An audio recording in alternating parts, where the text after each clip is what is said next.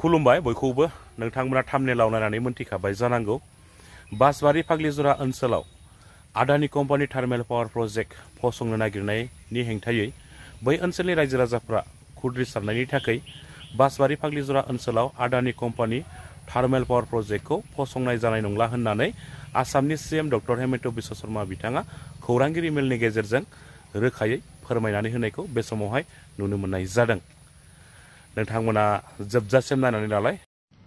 बिटिआरत আদানী মাটি দিয়া নিদিয়া তাৰ লগত বিশেষ এটা প্ৰক্ৰিয়া লুকাই আছে। অসমত আমি ৩০০০ মেগাৱাট থাৰ্মেল পাৱাৰ উৎপাদনৰ বাবে আমি এটা উদ্যোগ স্থাপন কৰিম আৰু এই উদ্যোগটোৰ বাবে নিবিদা হ'ব। নিবিদাত আৰু কেইবাটাও গ্ৰুপে প্ৰতিদ্বন্দ্বিতা কৰিব আৰু ইয়াত ব্যয় হ'ব ৪০,০০০ কোটি টকা 40,000 crores। আমি ভাবিছিলো যে জাগিৰোডৰ দৰে সমান ইনভেষ্টমেন্ট এটা যদি কোকৰাঝাৰত হয় তাৰ ৰাইজে আমাক আদৰণি জনাব আৰু বিটিএডিৰ উন্নয়নৰ প্ৰক্ৰিয়া ত্বৰান্বিত হ'ব। কাৰণ 40,000 crores ইনভেষ্টমেন্ট মানে মিনিমাম 1 লাখ মানুহে ডাইৰেক্টলি ইনডাইৰেক্টলি তাত এমপ্লয়মেন্ট পাব। কিন্তু আমি এনেকুৱা বদনাম ল'ব খোজা নাই যে আমি কোনোবা ট্ৰাইবেলৰ মাটি আমি দখল কৰিব খুজিছো।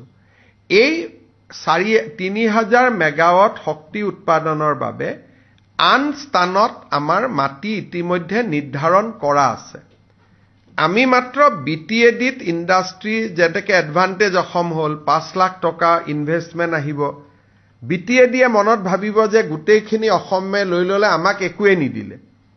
সেই কাৰণেহে আমি তেওঁলোকক দিয়াৰ এটা প্ৰস্তাৱ দিছিলো। কিন্তু তেওঁলোকে যিহেতু নিজে নালাগে বুলি কৈছে, আমাৰ অতিৰিক্ত মাটি মজুত আছে আৰু নৱেম্বৰত তাৰ আধাৰশিলাও হ'ব আৰু উদ্যোগটো আগবাঢ়িও যাব। গতিকে তাৰ কাৰণে আমাৰ জোৰ জবস্তি কৰা কথা নাই। কিন্তু ৰাইজে এটা কথাও জানিব লাগে, সেই ৪০০০ বা ৩০০০ বিঘা মাটি মাত্ৰ ৮০টা পৰিয়ালে ৰাখি থৈ দিছে। গতিকে ৮০টা পৰিয়ালে ৪০০০ বিঘা মাটি ভোগ দখলত থাকিব লাগে নেকি? গতিকে মই আহ্বান জনাম যে তাত আদানী নহয়, অন্তত মেডিকেল কলেজ হওক, ইঞ্জিনিয়াৰিং কলেজ হওক, কিবা ভাল কামত সেই মাটিখিনি ব্যৱহাৰ হওক। কিন্তু আমাৰ পাৱাৰ প্ৰজেক্টৰ কাৰণে আমাৰ এনেকুৱা কোনো বাধ্যবাধকতা নাই যে আমি তাতেই যাব লাগিব। অতিৰিক্ত ২ মাটি আমি ধুবুৰী আৰু গোৱালপাৰা জিলাত আমি ৰেডি কৰি থৈছো। গতিকে তাৰ পৰা যদি বিটিআৰে ভাবে যে আমাৰ ইয়াত নালাগে, আমি ডেফিনেটলি ধুবুৰী বা গোৱালপাৰাত এই প্ৰজেক্টটো কৰিম। কাৰণ উইদাউট শক্তি ২০২৯ চনৰ পিছত অসমৰ এটা ঘৰতো লাইট নজ্বলিব যদি আমি পাৱাৰ প্লান্ট নকৰো। আনকি বিটিআৰৰো এটা ঘৰত লাইট নজ্বলিব যদি আমাৰ পাৱাৰ প্লান্ট নহয়। কিন্তু এইখন চৰকাৰৰ নীতি যে আমি কতোৱে জনজাতীয় লোকৰ লগত সংঘাত নকৰো। তেওঁলোকে ভাল পাব বুলিহে আমি প্ৰজেক্টটো তাত লৈ গৈছিলো। নহলে কব আপোনালোকে জাগিৰোডত কৰে, গুৱাহাটীত কৰে, বিটিআৰত একো নকৰে। আমি সেই কাৰণেহে গৈছিলো। কিন্তু আমাৰ ধুবুৰী আৰু গোৱালপাৰাত মাটি ইতিমধ্যে ইনফেক্ট ৱালৰ কামো চলি আছে, কাটাতাৰৰ বেৰা আদিৰ কাম চলি আছে।